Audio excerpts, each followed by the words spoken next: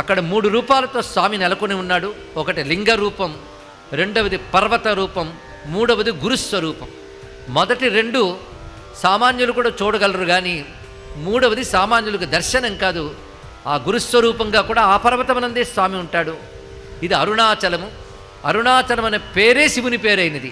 అరుణము, అచలము. అరుణం అనేది తేజస్సు, అచలం అనేది స్థిరత్వం. శివుడు ఎప్పుడు అచలుడే. కానీ శివుడికి ఒక పేరుంది, స్థాణు అని. శివశాస్త్రం మనం చదివిన స్థిరస్థాణు ప్రభుర్భీమ ప్రవరో వరదో వరహ అని చదువుతాం. అందులో స్థిర, స్థాణు, ఇదే శివుని యొక్క అద్భుతమైన తత్వం. ఈ 2 పేర్లలో తెలుస్తున్నది ఇక్కడ. శివుడు స్థిరుడు. స్థిరుడు అంటే ఒక చోట కదలకుండా ఉండేవాడు స్థిరుడు. స్థాణువు అన్న ఇంచుమించు అదే అర్థం, కదలనివాడు అని అర్థం. ఎప్పుడూ ఉండేవాడు స్థిరుడు, ఒకే విధంగా ఉండేవాడు స్థాణువు.